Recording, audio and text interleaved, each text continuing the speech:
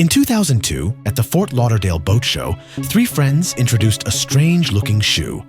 Crocs, a bulky foam clog that was initially seen as a joke. But with just one try, people fell in love with its comfort and grip. This wasn't just a shoe, it was a revolution.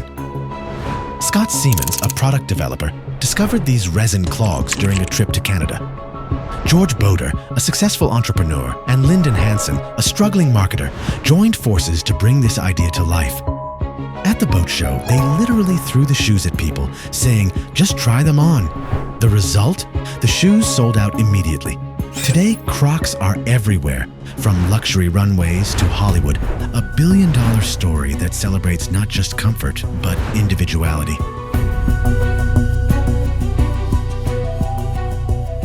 The Crocs story began with three men whose diverse backgrounds converged at just the right moment. Scott Siemens was the quiet inventor, a semi-retired, successful product developer who discovered a peculiar resin clog during a Canadian business trip. Intrigued by its lightweight, water-resistant properties, he immediately saw potential in the design, but knew it needed refinement. George Boder brought entrepreneurial fire to the team. Rising from humble beginnings, starting a lawn mowing business at age 10, he built an impressive career owning over 100 Domino's pizza franchises before becoming an executive at Quiznos. His direct, sometimes impulsive approach would later prove both beneficial and challenging for the brand. Lyndon Hansen was at rock bottom when Crocs entered his life. Having lost his job in computer hardware marketing, gone through a divorce, and suffered the loss of his mother, he was sleeping on a friend's couch when the opportunity for a Caribbean sailing trip with Scott and George presented itself. That fateful sailing trip transformed three friends into business partners.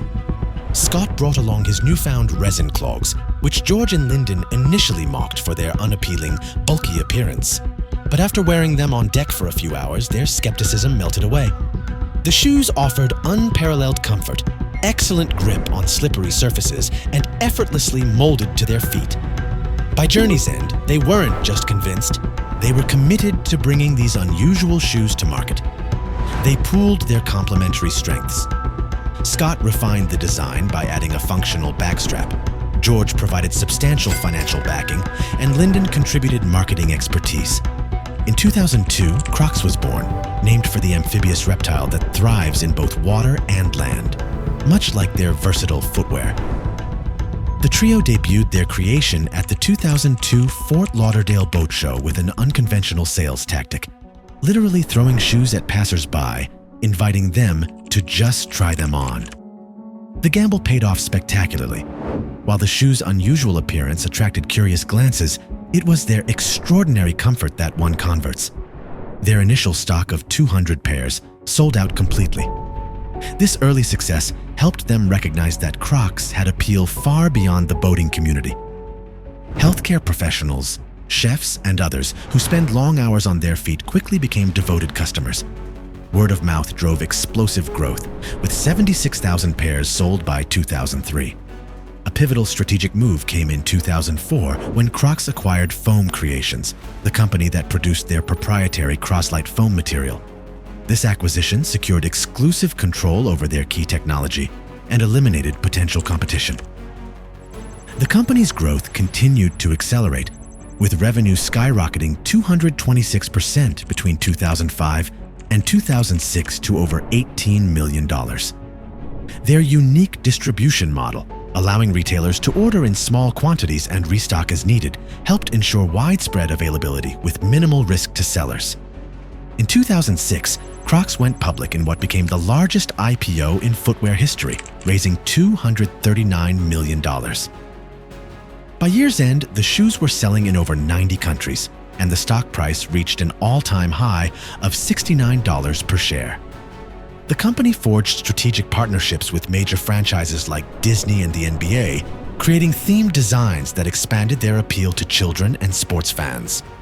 What began as three friends taking a chance on an unusual shoe had transformed into a global phenomenon, proving that sometimes the most ridiculed ideas become the most revolutionary successes. By 2007, Crocs had reached the zenith of its early success. With over 50 million pairs sold and a staggering $168 million in annual profit, The company seemed unstoppable. Its appeal had expanded beyond practical professionals to embrace fashion-forward individuals drawn to the shoe's unconventional charm. The brand even ventured into personalization with specialized charms called gibbets, allowing wearers to customize their footwear. But success often plants the seeds of its own undoing.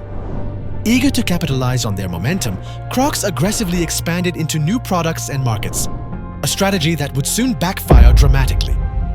The mid-2000s success story took a sharp downward turn as Crocs overreached.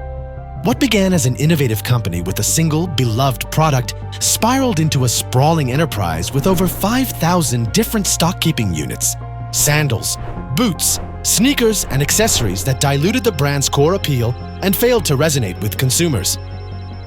Then came the perfect storm. Just as Crocs was overextending into international markets without adequate infrastructure, the 2008 global financial crisis struck.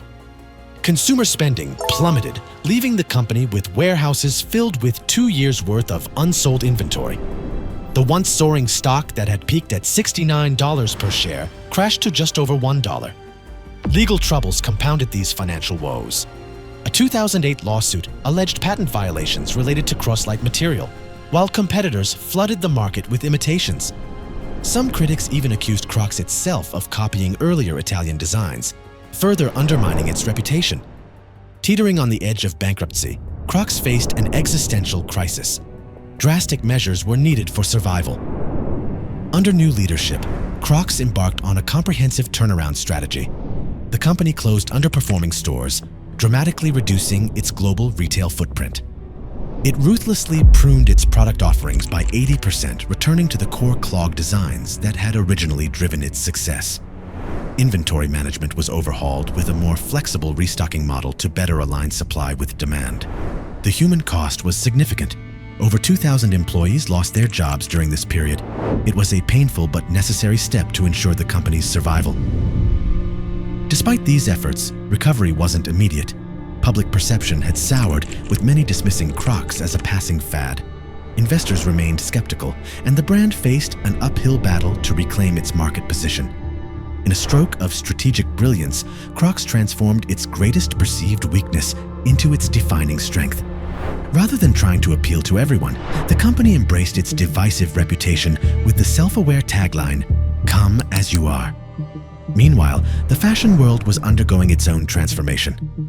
The rise of ugly fashion in the mid-2000s teens, characterized by chunky sneakers, oversized silhouettes, and intentionally offbeat styles, created the perfect environment for Crocs' comeback.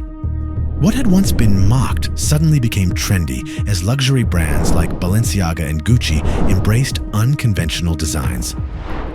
Crocs capitalized on this shift through strategic celebrity partnerships. A collaboration with rapper Post Malone produced limited edition clogs that sold out in minutes. Justin Bieber and Bad Bunny followed with their own exclusive lines, injecting the brand with cultural relevance and youthful appeal. The company further elevated its status through high-fashion collaborations with designers like Christopher Kane and Balenciaga.